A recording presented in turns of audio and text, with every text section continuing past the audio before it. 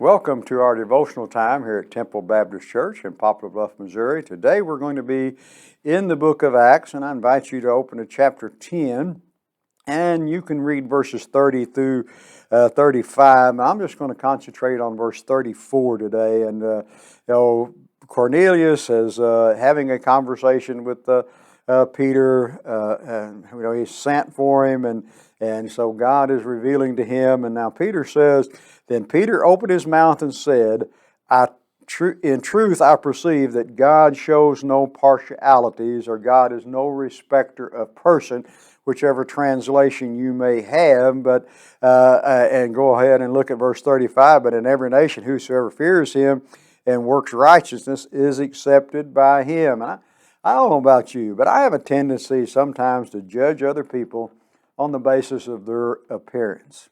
I know that's not right.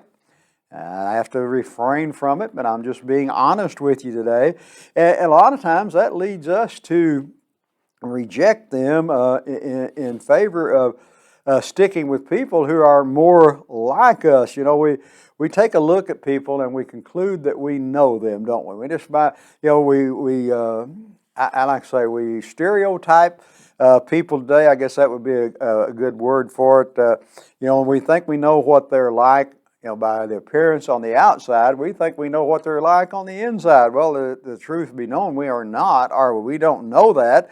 And I'm just grateful that God just doesn't judge like that. Making judgment about people based on external it's been around for a long time, hasn't it? I think that's been around just almost like since the beginning of time. And Jews consider themselves better than Gentiles. We know that if you read the Bible at all.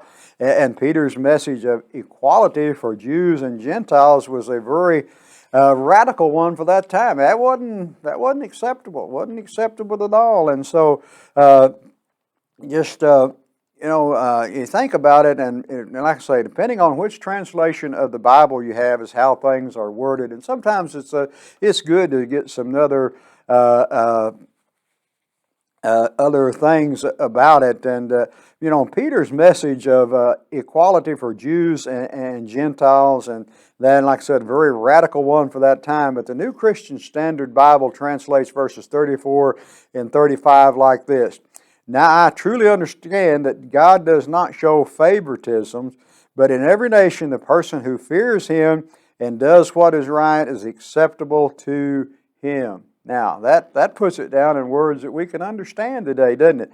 I'm just thankful that my relationship with God isn't based upon what I look like.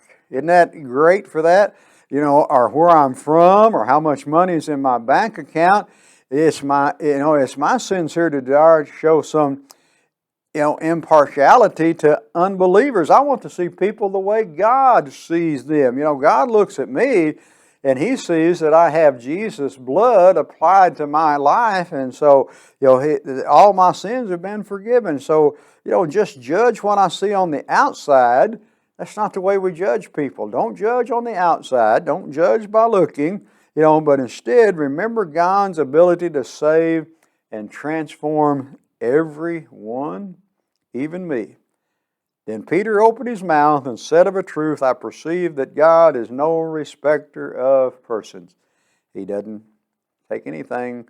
We're all the same in God's eyes. And if we as God's people would begin to truly believe that and accept people for what they are, we would be much better. Love them for who they are, for what they are, and present Jesus Christ to them. Everybody needs to hear the gospel. Come and be a part of our services. We invite you to be here at Temple. We meet on Sunday mornings at 8 o'clock for our first service, 9 o'clock for Sunday school, 10 o'clock for our second service, and then we have Sunday night services at 6 and Wednesday night at 7. May God bless you is our prayer.